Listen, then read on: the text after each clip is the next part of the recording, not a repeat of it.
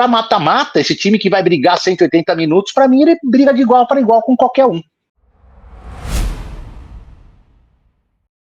O que você acha desse elenco do São Paulo? Se ele é um elenco que de fato tem tudo para dar a volta por cima, e o que falta para esse elenco de São Paulo para a gente tentar conseguir voos maiores? Bem, esse elenco para mim, em relação, se a gente comparar, foi quando a live nossa foi o ano passado? Foi ano passado, mas a gente falou. Foi ano passado, mas a gente falou do Cueva lá atrás, na época que ele jogava no São Paulo e tal. Então, eu acho assim, tem muito jogador. Primeiro que assim, tem um lastro de jogadores com histórico muito grande com o clube, né? Vamos começar com o Lucas Moura, acho que nenhuma dúvida, né? O Caleri, que criou uma empatia com a torcida gigantesca, né? Embora seja um argentino.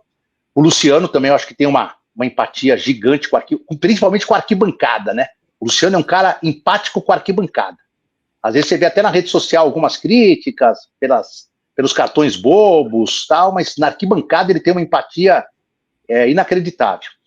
E aí a gente percebe que tem alguns líderes, né? O Rafael é o líder calado no gol, é um líder calado. É uma liderança que não é espalhafatosa, mas no vestiário tem uma liderança. O Rafinha, que hoje é o coordenador, era um dos principais líderes quando jogava, mas vamos tirar o Rafinha. Tem muito jogador estrangeiro com... Não que os brasileiros não tenham sangue na veia, mas o cara que vem dos argentinos, os caras comem a grama até o final. Claro, tem exceções. Tem alguns jogadores que vêm aqui, argentinos, e não são desse tipo, mas acho que o Ferrarese é um cara bom nisso aí, né? Ele é argentino e naturalizado venezuelano. O próprio Bobadilla, acho um cara brigador em campo. E esses dois meninos que formam o meio de campo do São Paulo, Marcos Antônio e Danielzinho, são de uma experiência gigantesca. São caras que não se apavoram em nenhum tipo de situação. Seja um jogo contra o São Bernardo ou o Primavera, seja um jogo contra o Bayern de Munique na Alemanha, cara. São caras que nasceram para jogar futebol, para eles é a mesma coisa. Os caras jogam, são craques de primeira. Não são raiz, não são zicos, mas são caras no futebol de hoje fundamentais, importantíssimos, né? Então acho que o São Paulo já vinha num processo de montar, desde o ano retrasado, um elenco mais coeso, mais brigador, mais com todos assimilando a mesma ideia, não tendo muita gente dispersa, do tipo daqueles, tanto faz se ganhar, se perder, o importante é o dinheiro no meu bolso e tal. E acho que com esses novos caras que chegaram, né, Danielzinho, Lucas Ramon, enfim, ele conseguiu aplicar isso. Acho que, o Enzo Dias é um cara, se tiver 200 minutos para disputar, esse cara vai correr até o pulmão parar, velho, até o coração colapsar.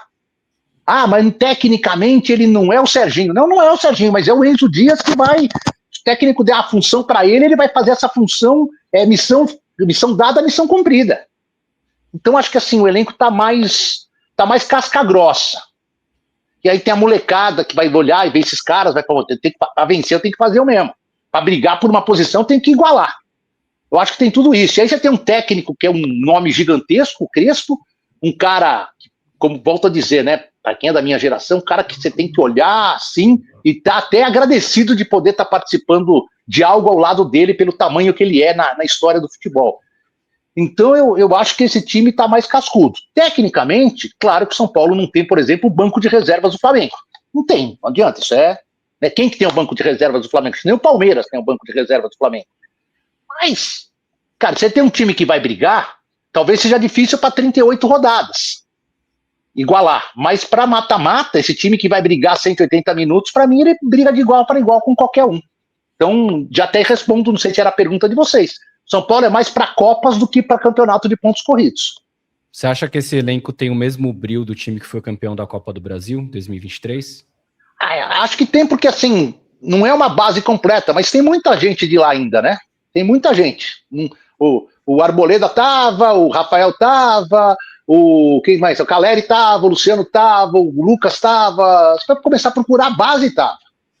Então, aí acrescentado com esses jogadores, né? O Danielzinho entrou muito bem no time, o Marcos Antônio é um cara acima da média hoje pro futebol. Então, e claro, tem, como um clube que tem deficiências financeiras, tem os seus jogadores esforçados, que não são craques, mas que você não pode ter 22 craques em campo. Você não consegue bancar fora, você não consegue agradar a todos, quem ficar no banco. Então, ele tem ali os esforçados que às vezes entram e dão conta do recado, às vezes entram e não dão conta do recado. E aí, quando não dão conta, causa uma certa frustração da torcida. Mas fazer o quê? É o que o São Paulo pode ter hoje. São Paulo hoje não... Se o Cristiano Ronaldo amanhã falar que quer jogar no Brasil, o São Paulo não entra na briga para contratar. Financeiramente falando. Pode entrar com a camisa, pode entrar com a tradição, mas financeiramente falando não entra.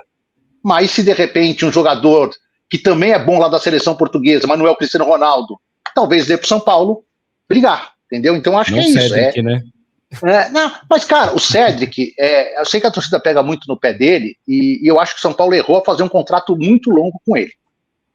Mas é que assim, cara, quando você tá com a faca no pescoço, você não tem ninguém ali, o cara põe você na parede, ó, eu só fico se fizer um contrato de 3 anos. E aí você pode fazer o quê? Eu tô perdendo o Igor Vinícius, não tenho ninguém da base, ou é o Cedric ou não é ninguém. E aí você acaba tendo que se render a alguns contratos que são, depois que acaba no contexto, você fala, pô, como é que fez um contrato de... Mas era o que tinha na ocasião para fazer, só tinha isso. Eu vou dar outro exemplo agora. O Sabino, quando chegou, pô, contrato de produtividade. Um cara, tudo bem, o Sabino não tem um currículo de seleção brasileira, mas ele jogou em bons times, Curitiba, Sport, Santos. Pô, o cara se sujeitou a fazer um contrato de apostando no seu potencial, deu uma sabinada aqui, outra sabinada ali, mas renovou. E agora tá renovando um contrato por 2 anos, porque eu acho ele o zagueiro de melhor saída de jogo no elenco do São Paulo. A bola não queima no pé do Sabino. Pode ter algum erro ali de cobertura, pode ter ali às vezes um posicionamento, não. Mas, cara, para sair jogando até a primeira transição, linha de defesa com meio campo, nenhum dos 6 zagueiros do São Paulo, os outros 5, tem a qualidade que o Sabino tem. Eu tô esperando muito que o Crespo dê oportunidade para ele bater pênalti. Porque ele era um exímio cobrador no Coritiba, no Sport. Tudo bem que ele já errou um pênalti no São Paulo, mas assim, o Luciano já errou, o Lucas já errou, o Caleri já errou. Pô, deixa um dia. O André Silva bate bem. Quando o André tiver ok, o André talvez seja o primeiro, quando estiver em campo. Mas, pô, acho que devia, pelo histórico do Sabino, deixar ele começar a cobrar pênalti, porque ele bate muito bem na bola, ele bate muito bem em pênalti.